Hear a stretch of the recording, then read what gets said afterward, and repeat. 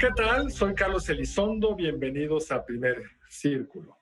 Y hoy vamos a platicar sobre el tema del año, que son las elecciones, y en particular sobre el tema más complicado, cuáles son los retos en pandemia y con este gobierno para organizarlas. Y tenemos con nosotros a una consejera del INE, una funcionaria muy competente además, muy conocida, Carla Humphrey. Bienvenida, Carla. Muchas gracias por este espacio, Carlos, Federico, encantada de estar con ustedes y platicar un poco, pues sí, de la elección, de la pandemia, de lo nuevo que hay en este proceso electoral.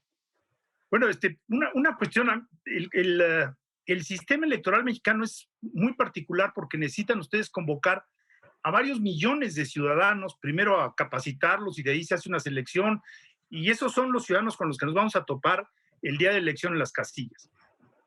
Todo esto suena muy bien, pero hay pandemia. Entonces yo imagino que el reto para el instituto nunca había sido tan complejo como llevar adelante esta capacitación, selección, con brigadas que además tienen que andar recorriendo el país. ¿Cómo va la cosa, eh?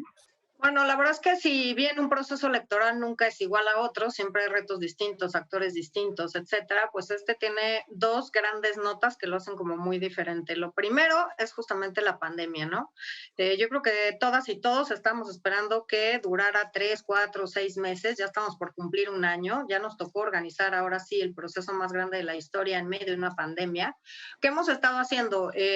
Conformamos un grupo, un comité que se llama el C19 con distintos pues especialistas en materia de salud que nos están par y paso ayudando a ver cuáles son los protocolos que tenemos que diseñar para cuidar la salud de nuestros funcionarios, pero también de la ciudadanía que acuda a votar. Estos protocolos los probamos en Hidalgo y Coahuila durante la última fase, digamos, de la preparación de la elección, las campañas y obviamente el día de la votación, que fue el 18 de octubre.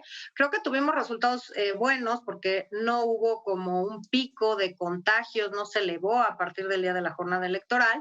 Seguimos revisándolos, hay elecciones y sigue habiendo elecciones, hubo elecciones en Ecuador este fin de semana, va a haber el 14 en Cataluña, en Portugal fue el 24 de enero me parece, y hubo 61% de abstencionismo, justo porque es de los países que tienen mayores casos de contagios y de muertes en Europa. Entonces tenemos que seguir viendo cuáles son las medidas que tenemos que aplicar.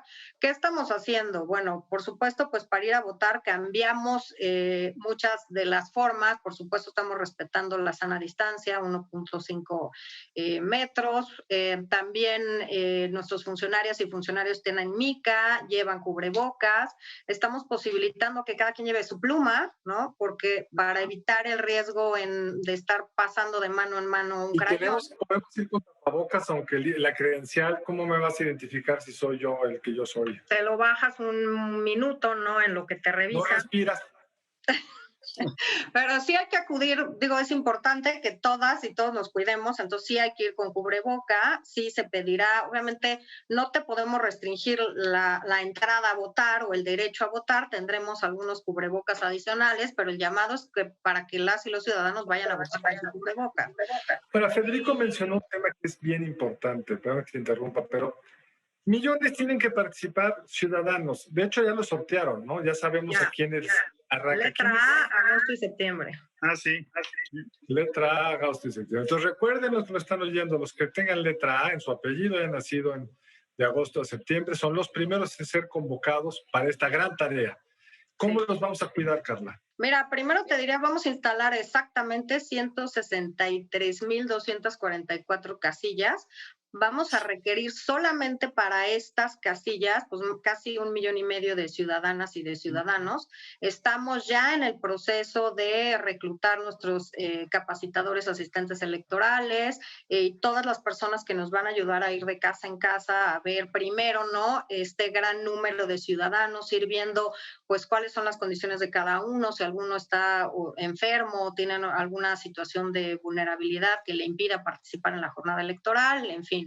Pero bueno, ¿qué estamos haciendo? Pues también cuidando protocolos. Estamos por primera vez ofreciendo capacitaciones a distancia, que yo creo que como país estamos muy atrasados en el tema pues de utilizar los medios tecnológicos, y creo que esta pandemia nos ha enseñado dos cosas esenciales: que nuestro marco electoral o jurídico en general no está hecho para estos temas, y lo digo porque en las elecciones de Coahuila e Hidalgo hubo muchos llamados a suspender la elección, y el caso es que no podemos dejar particularmente a Coahuila sin un poder constituido, no lo podemos dejar sin el Congreso, y no hay salidas constitucionales y legales para eso. Creo que las y los legisladores que los escuchan con frecuencia deberían pensar en una forma en la que podamos tener salidas alternativas para casos como este, porque desafortunadamente pues no creo que sea el único que tengamos, y hay casos... Pero esas ya no fueron porque no se puede cambiar la ley ahorita. No, pero hacia adelante, ¿no? Sí. Ahora, ¿cómo los vamos a cuidar? Pues obviamente, te decía, estamos utilizando tecnología, hay capacitaciones a distancia, muchos de los procesos se pueden hacer online. Por ejemplo, si quieres ser observadora o observador electoral, todo lo puedes hacer en línea hasta recoger tu acreditación, y estamos impulsando que incluso nosotros en la conformación de OPLES se hagan todas las etapas en línea. Un poco de lo que costaba más trabajo, las entrevistas las estamos haciendo en línea, son, muchas horas, nos dividimos en grupos, pero por ejemplo los ensayos presenciales, entonces hay que poner una serie de medidas, ¿no? Pero para garantizar también pues que cada uno y cada una de los que participan pues estén respondiendo ellos los exámenes, estén haciendo los ensayos, y tener también todas estas medidas para propiciar una competencia adecuada. Digamos, todo eso es bien importante, pero en mí jamás hay un tema que, ¿cómo lo están viviendo ustedes? Que es el de las vacunas. Federico ha escrito sobre eso. No sé qué hayas pensado tú, cómo resolver el tema vacunas, pandemia.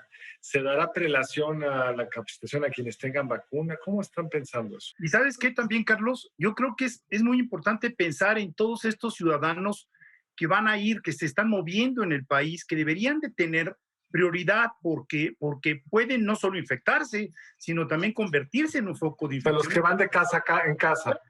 Claro, o sea, yo creo que las prioridades que ha establecido el gobierno se entienden perfectamente, pero por ejemplo, al presidente nunca le debió de haber dado COVID, se debió de haber vacunado. Los ministros de la Corte se deberían de vacunar, y yo te diría ampliarlo a jueces y magistrados. Lo que ocurrió en el Tribunal Electoral, pues es muy preocupante. Deberías de pensar, por ejemplo, es como en los aviones cuando dicen, en caso de despresurización, el adulto póngase primero la mascarilla para atender al niño que la necesita. Es decir, tenemos que pensar en los órganos que guían a la nación y protegerlos, porque esto va para largo, y en ese caso está el INE. Yo diría que en procesos electorales, pues la materia electoral se convierte en un tema de seguridad nacional. Me parece que son una de las razones. Yo propuse, y esto lo digo a título personal, tenemos reuniones todas las semanas las y los consejeros electorales. Yo propuse tocar base con el gobierno federal para que nos vacunen a nosotros, no Carla, no, sino que vacunen a esta gente que va de casa en casa, que tiene que capacitar a muchas de las personas. ¿Cuántos son, Carla? ¿De qué estamos hablando? De ciudadanos que nosotros requerimos son 1,469,196. Para esto utilizamos personal de campo, que son los CAEs, los capacitadores asistentes electorales, son, redondeando las cifras, son cerca de 48,000 personas las que necesitaríamos. Estos son los que están en campo, los que van a tu casa, te tocan, te ofrecen las posibilidades de capacitarte. Si tú tienes internet, te sientes cómodo capacitándote a distancia, en fin, bueno, pues entonces es una de las opciones. Pero de entrada, la primer carta en la que te digo fue seleccionado, esa tienen que ir de casa en casa. O sea, es el trámite que se va a hacer, es el trámite que estamos cuidando. Claramente irán con gel, con cubrebocas, en fin, pero yo sí creo que esto puede ser preocupante, una misma persona estar de casa en casa con distintas... Me parece de seguridad nacional, Carla, y además 40,000 no son tantos. El gobierno ya vacunó 20,000 maestros en Campeche, no tienen por qué. Si hemos comprado millones y millones de vacunas, como lo dice el gobierno, es mucho más importante vacunar estos 40,000. Como otros, hay policías que hay que vacunar, miembros del ejército que hay que vacunar, incluso antes que los adultos mayores, yo diría. Pero en fin, ese es un tema que ojalá lo puedan promover. Ahora, yo no soy consejero, pero a veces sueño con cosas. ¿Sueñas con ser consejero? No. Tengo pesadillas de qué ha de ser consejero. O sea, ¿Qué te quita el sueño, digamos, además de la pandemia? Porque es la elección más complicada que me puedo imaginar. ¿Qué te quita el sueño a ti, Carla? Les decía al principio que yo veo como dos temas como centrales, el organizar un proceso electoral en pandemia y la segunda es el tema de violencia política en razón de género. Ya establecimos determinadas medidas para garantizar paridad, ya se impugnaron, en fin, fue tema de debate varias semanas. Ya también establecimos esta declaración de 3 de 3 contra la violencia, en fin, hemos ido dando pasos, pero me preocupa mucho la violencia política en razón de género. Me preocupa que una mujer no sea atendida cuando se esté siendo violentada solamente por intentar ejercer sus derechos político-electorales. Me preocupa que la reforma, y incidimos mujeres y hombres aliados durante muchos años, y la Consejería Jurídica del gobierno anterior no quería el tipo penal de violencia política, porque decía que cómo iban a estar magistradas persiguiendo políticos que violentaran mujeres.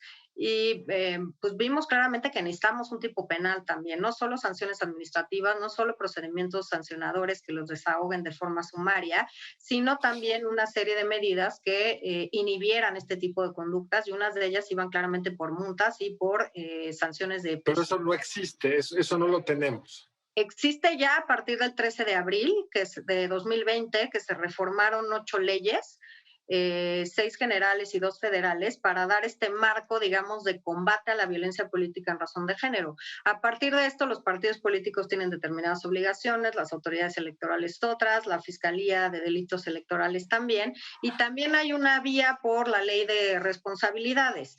Pero creo que la coordinación de todas las autoridades para no dejar que las mujeres sean violentadas, incluso obviamente que se atente contra su integridad o la vida de una mujer que se esté postulando un cargo de elección popular, me parece una de las cosas que no me dejan dormir. Y no me dejan dormir también porque si lo vinculamos con el caso de pandemia, que ha elevado alarmantemente la violencia familiar, pues me preocupa el doble, ¿no? Hay muchos niños en casa, a lo mejor las mujeres están a cargo de adultos mayores, entonces veo como más complejo el tema del ejercicio de derechos político-electorales en la vía de irse a registrar a un partido político para contender a un cargo de elección popular. Estaremos en esta ocasión eligiendo 20,282 cargos en todo el país. La mitad tienen que ser postuladas mujeres en estos cargos. Y en estas condiciones de pandemia, de violencia familiar, etcétera, pues me preocupa mucho que pues las mujeres estén menos incentivadas, que a lo mejor no conozcan estos mecanismos o medios tecnológicos para comunicarse, que tienen que cambiar la forma en la que se hacen campañas, con la idea de ver cómo hacemos coincidir el derecho al voto con el derecho, primero, pues a la integridad y a la vida de las mujeres. Eso me quita el sueño. ¿Y hay algún tipo de acción afirmativa que estén ustedes tomando, es decir, de garantía? ¿Puede hacer algo el INE al respecto? Porque pues también es un contexto general de violencia, ¿no? Tenemos que hacer que se implemente adecuadamente la reforma, tanto la de paridad total como la de violencia política en razón de género. Ya hemos emitido lineamientos, hemos regulado un procedimiento especial sancionador, es decir, sumario. Hemos hecho muchas reuniones ya con los soples, con distintas autoridades. Tenemos un registro nacional de personas sancionadas por violencia política. Y en estos temas, pues hay que visibilizar la violencia y también hay que tener y darle a las mujeres los elementos para conocer sus derechos y para conocer la forma en que tienen que defenderlos. Pues apasionante tu trabajo. Por desgracia tenemos que cortar aquí porque el tiempo no da concesiones, pero de verdad mil gracias por haber estado con nosotros aquí en Primer Círculo y si nos permites más adelante te buscaremos a ver cómo va evolucionando el proceso electoral que a todos los mexicanos nos interesa. Muy buenas noches, nos vemos en la próxima emisión de Primer Círculo. Gracias, Carla, y nos vemos en la siguiente y mucha suerte con todo. Gracias, encantada de estar aquí y espero la invitación con mucho gusto. Y a ustedes nos vemos acá, pronto, el siguiente lunes.